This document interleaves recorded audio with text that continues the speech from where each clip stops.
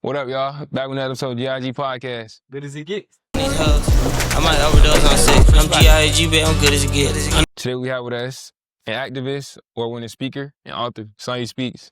How you doing today? I'm fabulous. How are you? No, amazing. How you doing today, bro? I'm good, man. I'm good. Just glad to be here. Glad to have you on as a guest. It's wonderful. Long time coming. Yeah, coming for I'm sure. excited. This will be good. Let's get straight into it. So, first question is, why Howard? Ooh, okay. So I chose Howard for many reasons, but most specifically, I chose Howard because, number one, I wanted to be an socioeconomically diverse area because of my nonprofit.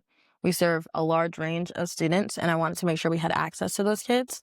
I also chose Howard because it's an HBCU, obviously, but I am from a predominantly white area. I'm from very suburban New Jersey, and I was also homeschooled.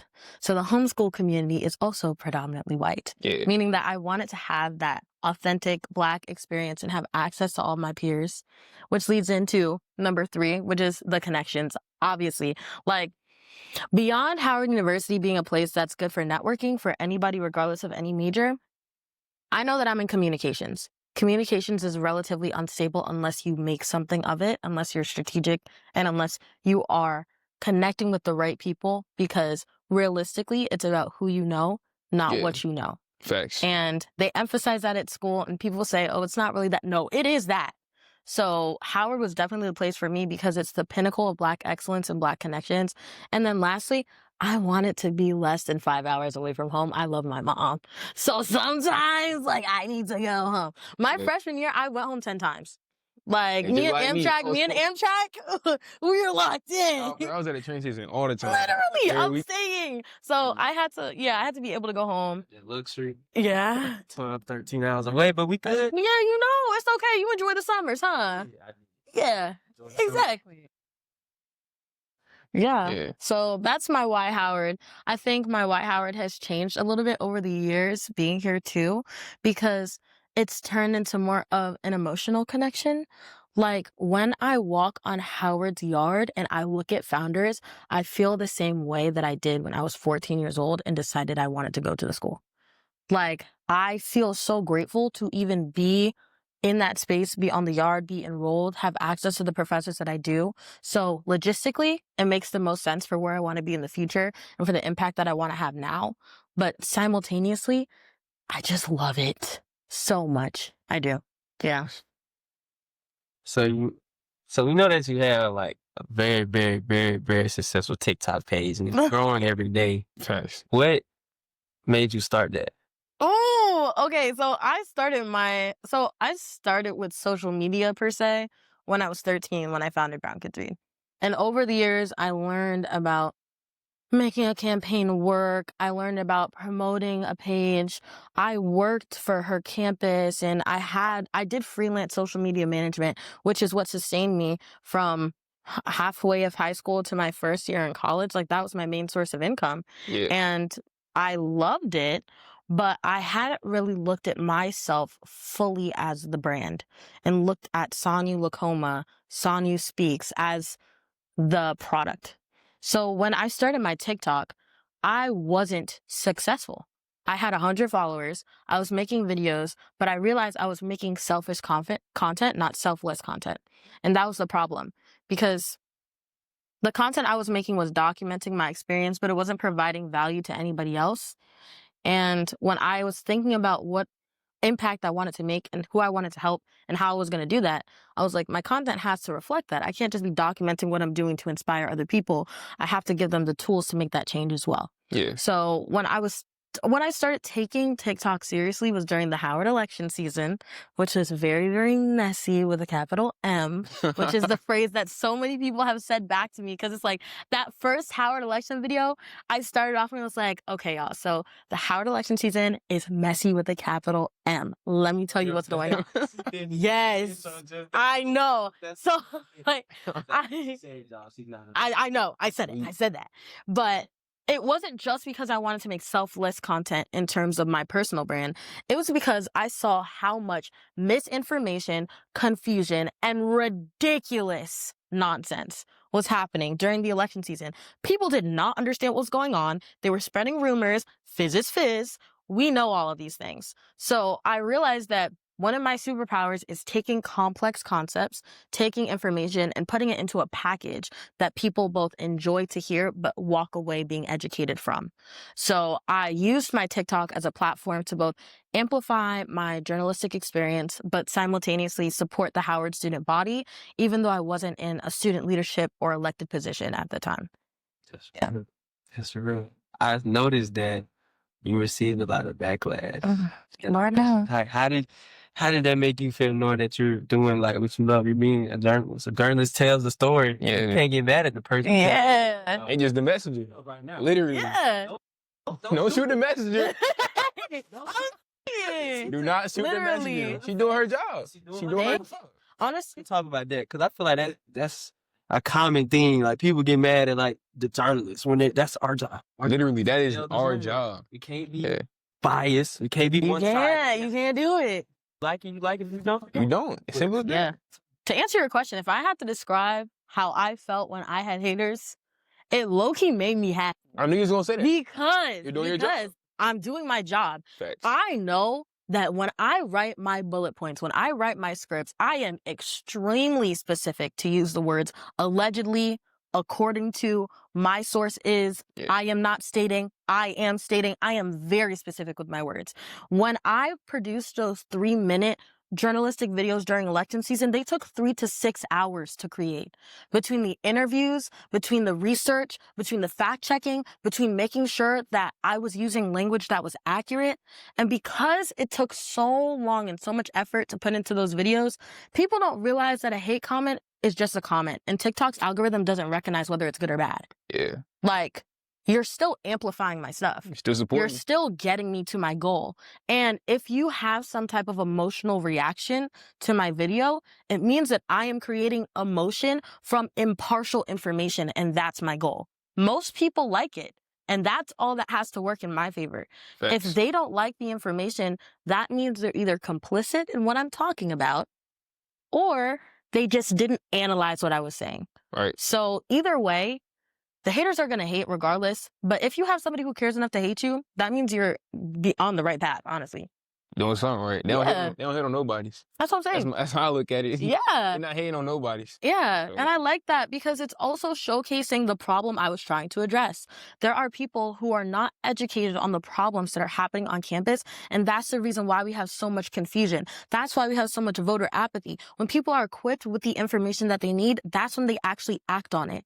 So if you're sitting there and being a hater, you're giving me more of an example to fight against and to speak out against and to make content for the people who actually want to learn and understand what's going on. Yeah. Perfectly said. Said that right there. I think Mhm. you might have to say all that again. They need to do that. But Yeah. me and you was having a conversation off camera, Mm-hmm. and I want you to tell them your story of how you became, you started your first business. Cause you remember, Yeah. very interesting to me, Yeah, and they need to hear it. So for sure. Okay, so I wanted a pair of jeans. They were $25. I did not have $25. I was 12 years old. I didn't have a source of income, but my parents make me work for the things that I want. And I knew that I wasn't going to be able to just go to them and say, hey, can I have $25? No, they were going to be like, why should we give you $25? Even though they're fully capable of giving it to me. So I went to my grandmother and I asked her for a $25 investment. And her and I went to Hobby Lobby on Saturday afternoon. We got a bunch of beads and string and jewelry supplies. And I went back home, and on that Saturday evening in my bedroom, I sat down and I made so many bracelets and earrings. The next day I went to church and I sold like $90 in product after the service.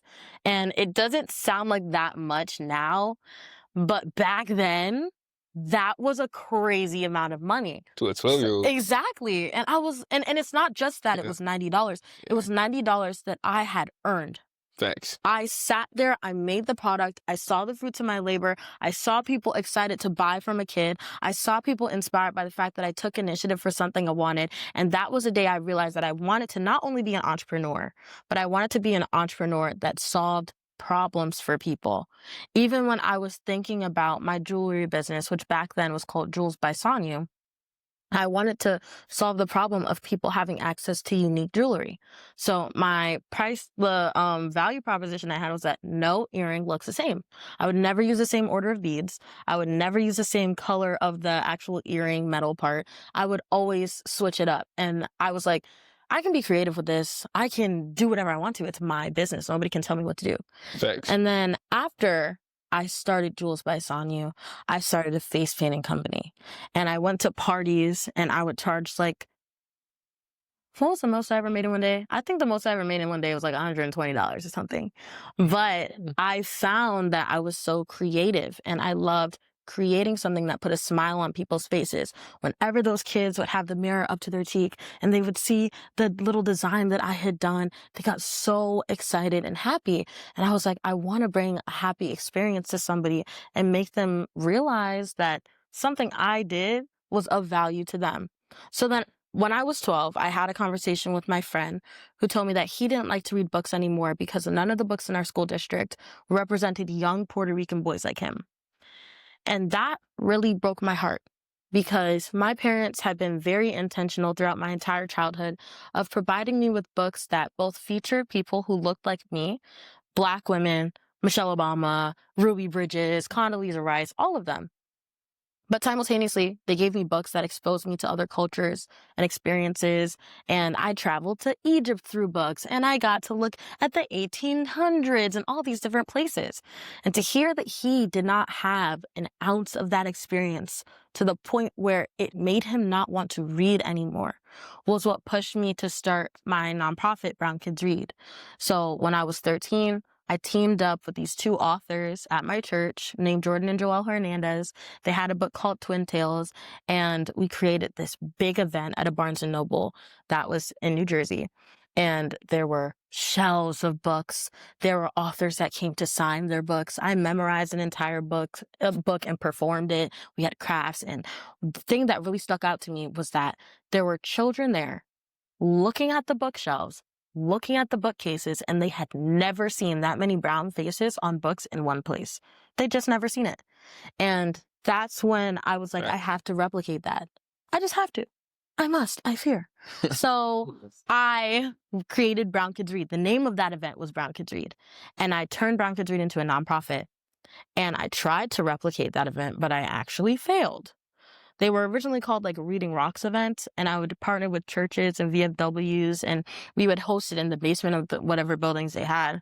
But we realized we're competing with like the beach, the park, ice cream. It's a Saturday afternoon. Yeah. Who wants to go in a church basement and learn about books? So we had to switch up the concept a little bit, for Brown Kids Read, creating an online and pop-up bookstore. So we were actually bringing the books to events, bringing them to the people so that we could create the accessibility aspect. And it really just took off from there. And that's what all my teenagers look like, y'all. I was selling books left and right. And I really, really love the opportunity too. But yeah, that's the story. Yeah, that's great. So like, what's some advice you have for like teenagers trying to find themselves? Because you seem pretty successful in your teenage years. Yeah, I think finding yourself is a broad term. I would prefer to direct them towards finding their impact because their impact is going to be a byproduct of them finding themselves. And finding themselves is going to be a byproduct of their impact. Facts. It works in a circular motion, and it's interesting because sometimes you start off knowing what you want to do, but not necessarily knowing who you are or how to get there, or you know who you are, but you don't know how to turn that into an impact for other people. But whenever I do any type of workshop or program or anything like that, I always talk about 3 very specific aspects that are necessary for making your impact. You have to find something that you're good at.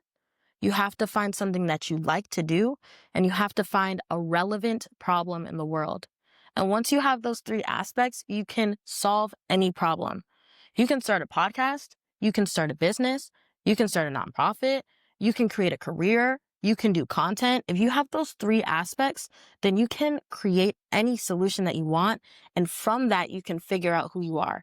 Because and the entire time I was doing Brown Kids Read, I was learning things about myself. To this day, I'm learning things about myself. I've learned things about myself in the last 4 days, being a junior in college. Yeah. Like, you're never going to stop learning who you are. You're always going to discover more things about yourself. But I think figuring out those 3 things and then making a tangible impact through them will help you consistently find out who you are in a way that's safe, in a way that's responsible, in a way that actually helps people at the same time. Facts. You talk about like just learning new stuff about yourself. So what's one thing that caught you off guard that you learned about yourself throughout your journey? Oh my gosh, there's so many. One thing that I learned is that okay.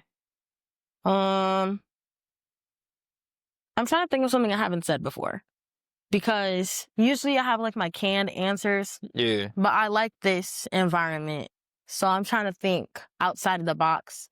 Yeah. Because I could very easily be like, I learned that I don't like grants, but that's boring. But I don't like writing grants. I don't like. I learned that I haven't had a question stump me like this. You're good. Hey, that's what we do on the podcast. I know. Okay. One what thing we I do. learned about myself that I didn't know before. I learned that I'm very good at being an ambassador. That's what I learned. I like being an entrepreneur. I'm good at being an entrepreneur. I have great ideas and I'm very good at executing those ideas. But my strength lies in taking ideas and concepts and sharing them with the world. And the more I'm empowered to do that, the larger impact I can make. So for Brown Kids Read, I just onboarded a staff of over 20 people. And that is going to change my life because there are people on that staff who can do things that I cannot do, nor do I want to do, nor can I enjoy doing it. And because they are now doing those tasks, I am empowered to be more of an ambassador for Brown Kids Read. I can take my strength of talking, of speaking, of engaging, of persuading. I can put those on the largest stages in the world and I can get people to donate money to my nonprofit. Like that's the way that I'm the largest asset to my business. Fact. I'm not going to sit there and run the books. Yeah. I'm not going to sit there and do the accounting. Like that's just not my strength. So I learned that my strength is being an ambassador, being the storyteller, Yep. making people rally behind the common goal. And that's what I want my career to look like. That's perfectly well said. Well, I wish you the best on your journey. Thank you. Perfect. I appreciate that. So look, let's get into HU speech and debate. Okay. I love what I see so far. Let's talk about it. Yeah. So like my like experience. You said everything. Oh my Give it God. all. Okay. Whew. So I wanted to be on the Howard University speech and debate team from when I was 12. Well, actually, no, not Howard specifically, because I actually used to want to go to Harvard. I only decided that I wanted to go to Howard when I was 14, but I wanted to go to Harvard real bad. And nobody was going to tell me that I wasn't going to be a corporate attorney. But I told me I wasn't going to be a corporate attorney.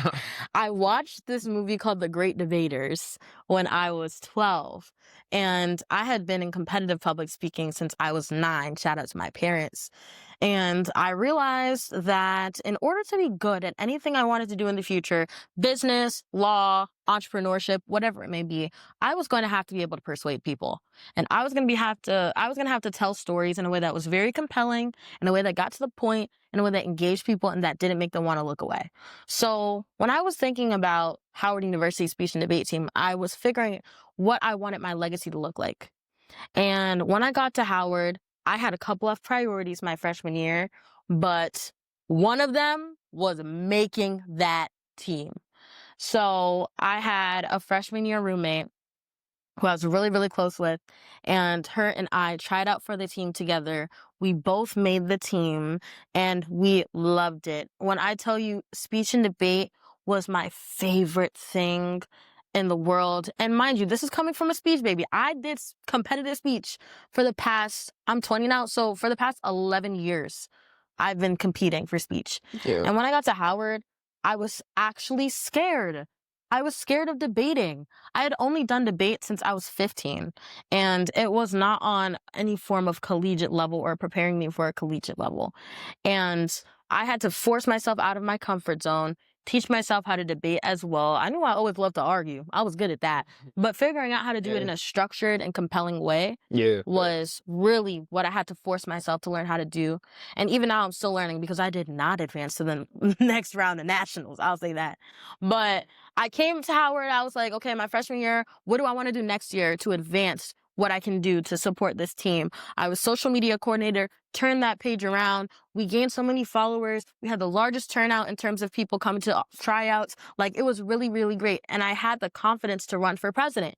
And I was like, these are the things I want to do for the team. This is the way I think I can impact people. We need tangible opportunities. We need to have a platform. We need to do a TEDx talk. We need to make sure that we're connecting with other HBCUs so that they know how to create their teams or revive their teams. Like, I'm very big on connection and building that story and building that, experience where everyone has access to the education they need. So I think with speech and debate, now that I am president, glory to God, I won. I'll really have that platform to keep enacting the mission of creating access and making sure everybody's voice is heard. Yeah. You mentioned TEDx. Yeah. You've done a TEDx talk before. Can you talk about that? How was that experience? Oh my gosh. So I wanted to do a TEDx talk for the longest. I wanted to do it from when I was 15. Yeah, from when I was 15, I submitted at least 10 TEDx applications a year. 10. And then I got to being 18 years old. I had submitted, I think I started when I was 14 actually, because I had submitted clear over like 40 applications. And I got to when I was 18. It was towards the end of the year. It was like October, November. There was one more application. I was like, this is going to be my last application. Like, if I don't get it, this is not for me. Obviously, it's just not working out. And I was pretty much giving up on myself. I submitted the application. I get the response. I got an audition. Then I got a callback. Then I made it through. And when I got that email that I had made it through and that I was going to be doing a TEDx talk, I felt happy, but I also felt really disappointed in myself because I had almost given up. I had almost decided not to do it anymore. And I had almost slapped myself in the face by saying that I'm not capable of it because somebody else didn't give me the opportunity to do so. And that's when I learned that there is no door that I'm going to close on myself. Checks. Because I blew that TEDx talk out of the water. And I'm so proud because I had the support of my family and my friends, but I had also worked so hard for it that when I hit the stage and I started doing my talk, it felt like the most natural thing I had ever done. And that's part of the reason why I want to give the experience to other people at school too, to do a TEDx talk, because that gives you so many advantages. Like, it looks great on a college student's resume, but it also gives you the confidence to know that you can rally a crowd around your idea and you're being given a platform to do so. I watched the whole TEDx. She's not lying. She got up there, started doing her thing. She engaging with the crowd. Can you sum it up? I know, you don't have to talk about the whole. Yeah. Can you sum up what you were saying? Or Sure. So the title. Powerful. It motivated me. Thank I you. was listening to it at work. That is so sweet. No, that makes me so happy. Yeah, thank you. It was about the power of intergenerational inspiration and breaking the paradox. So throughout my entire life, I've usually been in rooms with people who are older than me. I was a teenage entrepreneur. So a lot of the time I was making business deals with people who are at least 20 years my senior. I was working with educators. I was working with principals. I was working with people who knew that I was a kid and saw me as a kid. But there were multiple occasions where they were inspired by me. There are also multiple occasions where I was inspired by them. And I think as a society, we need to open ourselves up more to intergenerational inspiration, because we often shut other people out if we feel like they don't have anything of value to us. Like, in the beginning of my talk, I don't remember the first sentence because it was last May. But I said something like, when it comes to age, the older generation doesn't listen to the younger generation because they don't align with tradition. And the younger generation doesn't listen to the older generation because they feel like they're lacking innovation. if we were to work together and figure out how to fill those gaps, we would have so much more progress. Facts. Yeah. So that's what the talk was about, to sum it up, was about intergenerational inspiration and being the person who is both intergenerationally inspired and intergenerationally inspirational. Because I feel like you get in a room with older people from older generations, they think we don't know anything. Yeah. They live longer, but it's like sometimes like it's just two different. Like we have Right. We have so many more advancements than you. all the time. Like Facts. things are different with social media. Like you just gotta move a different way. Exactly. Everything can be recorded. You have to watch how you carry yourself. Facts. Back in the day, things got spread about word of mouth. I Literally. heard about something. Facts. I heard. Now, it's a whole video of me doing something. You know? Yup. Literally. Record you like, and it's positive and negative. Like as far as sports, like back in the day, scouts had to go travel to the game. You had to hear about. I seen him play, but now you can look up on YouTube. Everything's so accessible. Facts. You can watch. A coach can watch a game from a million miles away. Yep. Cool. Mhm. Literally. That's I real. agree with that. I think we definitely need to. We can take advice. Yeah. Give advice, no matter how old we are. Facts. Exactly. You got to be open minded to hear each side. Yep. So That's real. now let's talk about. Cause we talk. You know, as far as your career, you want to be in. You want to have your own talk show. Yeah. When did you figure out that you wanted to have your own talk show? Cause that's like a lot of people don't say I want to have a talk show. That's a really big we was talking about Oprah being your motivation. We was just talking about all these great shows. So what motivated you to even say, okay, I want to have my own talk show? Cause that's a big deal. I wanted to find the intersection between how I can make the most money, how I can be the happiest, and how I can make the largest impact. Those three factors are the deciding ones for whenever I'm deciding what I want to do in the future. I'm very good at talking. Clearly, people like to listen to me talk, which is good because for that sure. translates to the money. They do. And when I'm able to talk and I have the largest platform possible, I'm able to impact people by making them think critically, by challenging their ideas, by encouraging them to act, do something about the problems you see. And I feel like I'm an example of somebody who does something about the problems I see. So if I have a platform, if I'm a role model, if I'm at a level where I'm able to encourage and persuade and inspire people to actually act, that's what I want to do. So I ultimately do want to have a talk show.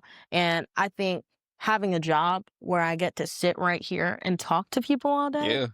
And I can impact and inspire people at the same time, sign me up and sign me up for the money too. Yeah. Because It's not really a job. I'm making money for talking. Yeah. Come on. Yeah. It's Ssanyu Speaks. I love it. I really do. So anyway and I realize talking is enough. Sometimes talking is literally enough. Yeah. You can have an episode of a show that challenges an idea that somebody never may have thought before. They listen to that episode and they go on to cure cancer. You don't know what's going to happen. Yeah, so I right. think having interesting conversations, causing people to think, and challenging narratives is exactly what's going to progress society, and I want to be an instrumental part in that. Perfectly well said. Thank you. I watch other podcasts, obviously, to I'm inspired by them. So I definitely can see it.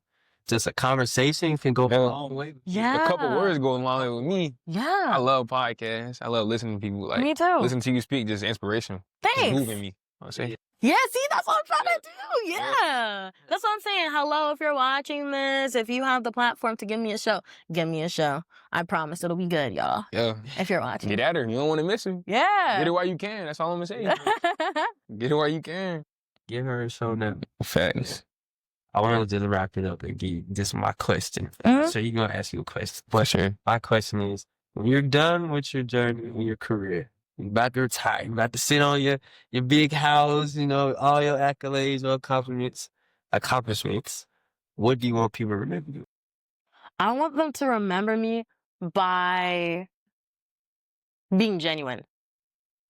I think that my greatest strength is that I am unapologetically myself.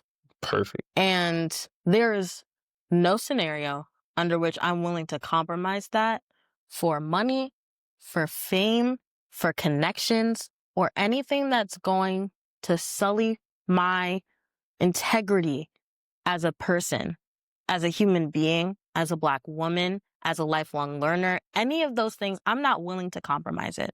So whenever I show up in a space, I want to make sure that when people interact with Ssanyu Lacoma, they have a similar experience that other people have. I'm going to be myself. I have to live with myself my entire life. So, yeah, that's what I want people to know me by. Perfect answer. Just Unapologetically being you. Just being you. Yeah. Not the money. Because it's so fun. Like, being yourself is genuinely fun. Okay. It's so tiring to try to mask and be somebody that you're not. And other people are going to get exhausted around you too, because they're going to be trying to process who you actually are. So Yep. why are you giving yourself more work and other people more work? Just be easy. Like, be simple. Facts. Be Yeah. yourself. Not the accolades, not the money. Mm-hmm. It's being you. Yeah. I love that. Thank you. Perfect. All right, last question. Mm-hmm. Like I said, you've been moving us. You know what I'm saying? We look up to you. You inspire us. So I got one question. Like, give them a couple words of advice. You know what I'm saying? Lead the people with something to, you know what I'm saying? Go on with a week for it. Give them a good week. Mic drop. Uh-huh. It's how you speak. Go ahead and give it to them. Okay. Ooh. She's a natural. I'm thinking. I'm trying to think because it's not going to be something y'all, like, expect. Yeah. That's why I'm trying to think. It's for What at least is- one person out there watching. It might Exactly. be for everybody. Yeah. For that one person watching. So, yeah. Somebody gonna take it. And they gonna be inspired. Okay. Facts. Being embarrassed is a choice. You get to choose whether or not you feel embarrassed by a circumstance you place yourself in or by the words other people say. The only reason why I've had the success that I had on social media was because I did not care about what people were saying about me. I did not care about whether people thought I was corny. I did not care about whether people had this to say or that to say. It was because I was, number one, being myself. Number two, knew my goals. And number three, wanted to stay true to my mission and who I wanted to impact. A lot of people are deterred from making a difference, or they're deterred from doing the right thing because they're worried about how other people are going to see them. But how do you feel when you look in the mirror? That's the real question. Because if you feel embarrassed when you look in the mirror, that's what you should be worried about. You should not be worried about what other people are saying about you, as long as you know that you're staying true to who you are in your mission. So a lot of people be like, oh, I don't want to do this because I'm going to be embarrassed. Oh, I'm going to be uncomfortable. Oh, they're going to say that. Who cares? Like, you literally have one life. Who cares? You have one life to live. Are you going to look in your mirror and be okay with yourself? If you're going to be embarrassed, then you need to figure out something else to do, because don't worry about what other people are saying. Being embarrassed is a choice. And if your choice is to be embarrassed when you look in the mirror, then you got to figure that out for yourself. I hope you get it together, but don't listen to what other people have to say about you. Mic drop. Perfectly well said. Hey. Yeah. That's it. That's all, folks. That's it. So, hey, we want to go. We got to do our little outro. We appreciate you for coming on. Thank you. Amazing episode. Everything perfectly well said. We wish you the best in your future endeavors and keep doing what you're doing. Thank you so much, y'all. I'm so proud of you. Appreciate it. Y'all are Vice versa. awesome. Yeah. Proud of you. Thank you. Yeah, Ssanyu speaks on the podcast. We like that. No. Hey, all our socials are going to be in the bio. Y'all can follow her, support her TikTok and Instagram, her organization, all that. Okay. With that being said, Yeah. yeah.